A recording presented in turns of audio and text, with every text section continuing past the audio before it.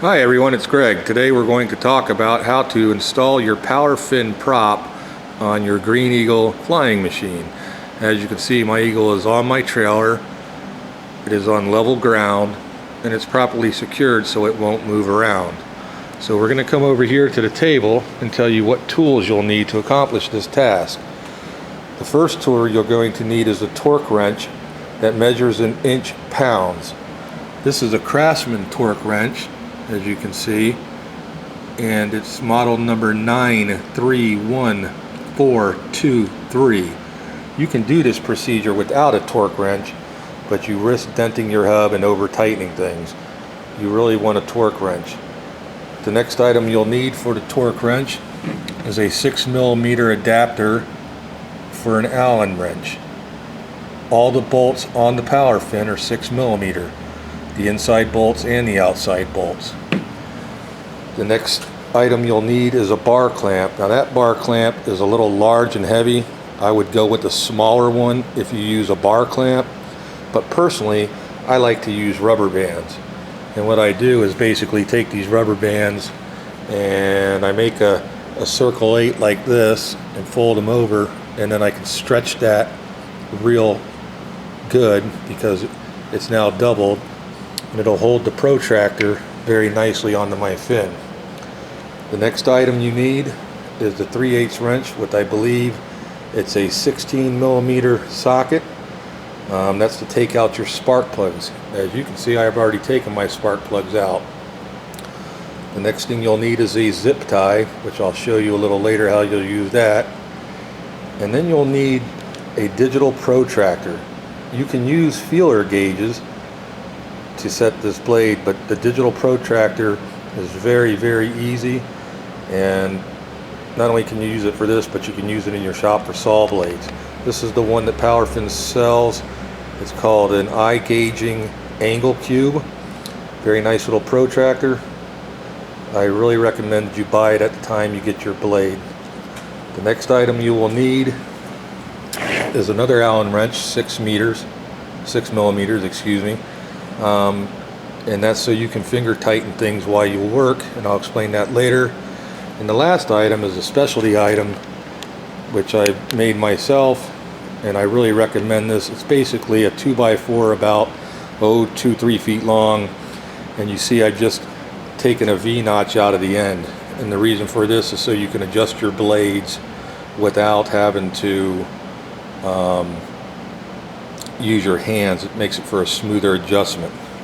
So we'll go over to the Powerfin now, and what you want to do is when you assemble your blade, you'll see that there's 6 inner bolts and 6 outer bolts. When you put the Powerfin assembly on, you want to make sure of a couple things. One is this plate back here in the back of the hub. You want to make sure both of those surfaces are clean.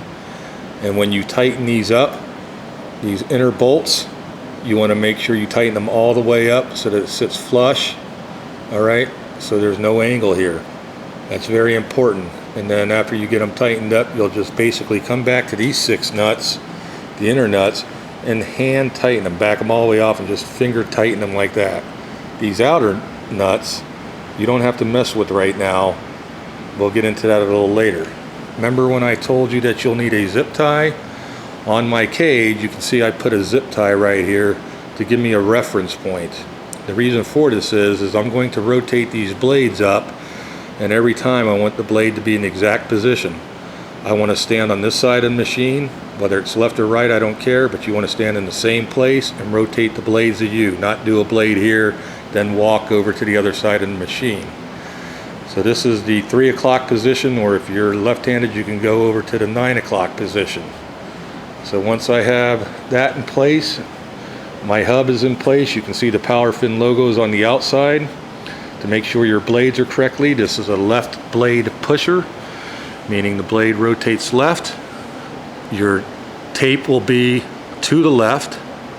Your flat side of the blade, if you look at this blade, you can see one side is flat and one side is curved. I don't know if it shows it real well, but the flat side of this blade is pointing out, the tape is to the left. Another way you can tell you have them correctly is if you look at these holes, they're only drilled on one side of the hub inside.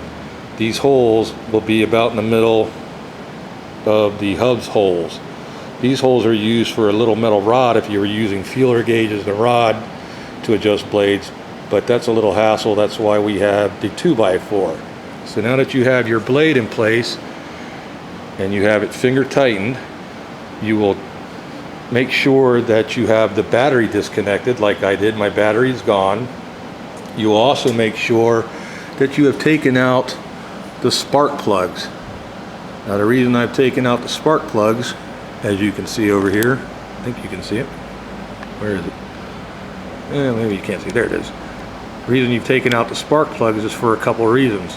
The most important is so that you can turn the blade easily with the least amount of disturbance to it.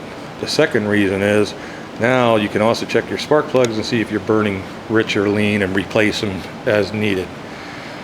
So now that you're ready to go, you will take the blade over here that you are not working on. You will turn it counterclockwise, the rotation of the engine very slowly. And what you want to do is come over here and make sure that this blade is right up against this thing, this tie down. Once you have your blade up on the tie down, you know, I keep messing with it until it gets just so it touches it. So that's my starting point. I want every blade from then on, when I rotate this, will be in this position before I put my digital protractor on it. Once your blade is sitting there, what you want to do is grasp this blade with two hands and pull it this way towards the outside of the machine. Just pull it like this and wobble it outside. The reason for that is your blades are balanced from the factory. However, you want to make sure that the hub inside here, you know what that looks like when you put this together. There's a little ring. You want to make sure it's all the way snug against the outer hub. So just pull it this way, and then once you get it in place, you can then be ready to put on your digital tachometer. So you can see how this blade will always line up. That's how you want the next one to line up. So in part 2, we will talk about how to actually pitch the blades. Thank you.